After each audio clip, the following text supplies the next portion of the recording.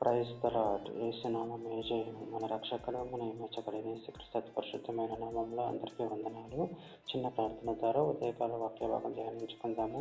పరిశుద్ధుడ మహాగణుడైన దేవ యేసయ్య, సర్వాధికారినైన మీకే వేలాది వందనములు, కృతజ్ఞతాస్తుతి స్తోత్రం చెల్లించుకుంటున్నాను దేవ ఉదయకాలం ప్రభు వాక్య భాగం ధ్యానిస్తుండగా వాక్య భాగం మాకు అర్థమవుతున్న సహాయం చేసి మీ కృపలో బలపరిచి మీకు మాదిరిగా మమ్మల్ని నడిపించమని చిన్న ప్రార్థన యేసు నామములో అడిగి వేడుకుంటున్నాను తండ్రి. ఆమేన్ ఆమేన్.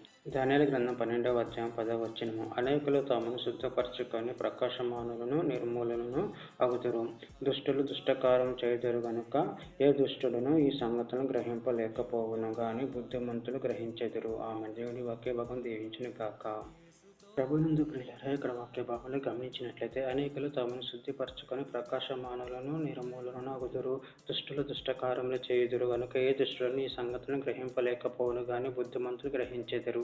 అదేవిధంగా వాక్య భాగంలో గమనించినట్లయితే కీర్తన గ్రంథం 51వ అధ్యాయం 7వ వచనంలో, నేను పవిత్రుడగునట్లు హిస్సోపుతో నా పాపం పరిహరింపుము, హిమము కంటే నేను తెల్లగా నుండునట్లు నువ్వు నన్ను కడుగుము.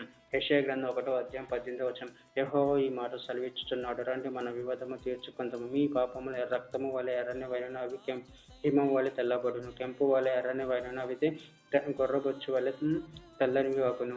హెజ్కేలు గ్రంథం 36వ అధ్యాయం 25వ వచనం, మీ అపవిత్రత యావత్తు పోవునట్లు నేను మీ మీద శుద్ధ జలము చల్లుదును, మీ విగ్రహముల వలన మీకు కలిగిన అపవిత్రత అంతయు తీసివేసేదను. తీతుకు రాసిన పత్రిక 2వ అధ్యాయం 14వ వచనం, ఆయన సమస్తమైన దుర్నీతి నుండి మనల్ని విమోచించి సత్క్రియలందు ఆసక్తి గల ప్రజలను తన కోసం పవిత్రపరచుకొని తన సొత్తుగా చేసుకున్నట్టుకు తను తాను మన కొరకు అర్పించుకుని. పేతురు రాసిన మొదటి పత్రిక 1వ అధ్యాయం 7వ వచనం, నశించిపోవు సువర్ణ అగ్ని పరీక్ష వలన శుద్ధపరచబడుచున్నది కదా, దానికంటే అమూల్యమైన మీ విశ్వాసం ఈ శోధన చేత పరీక్షకు నిలిచినదే. యేసుక్రీస్తు ప్రత్యక్షమైనప్పుడు మీకు మెప్పును మహిమయు ఘనతయు కలుగుటకు కారణమగును.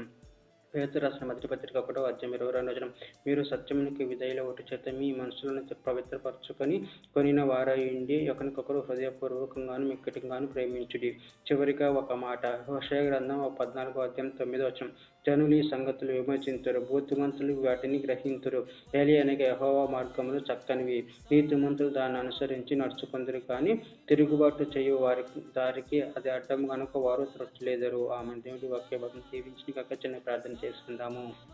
పరిశుద్ధుడ ప్రేమగల దేవేశాన్ని మీరు ఇచ్చిన వాక్యదానాన్ని బట్టి ప్రాముఖ్యతను చెల్లించుకుంటాను తండ్రి. మీరే మమ్మల్ని శుద్ధపరిచే దేవుడు ఉన్నారు ప్రభావ. అందరిని బట్టి ప్రాముఖ్యతను చెల్లించుకుంటూ మీ ప్రేమ కృపను మమ్మల్ని బలపరచండి, స్థిరపరచండి. మాలో ఉన్న ప్రతి విధమైన తుడిచివేసి మీకు మహిమకరంగా మమ్మల్ని ఆడుకోమని చిన్న ప్రార్థన చేసిన అమలు అడిగి పెట్టుకుంటున్నాను తండ్రి. ఆమేన్.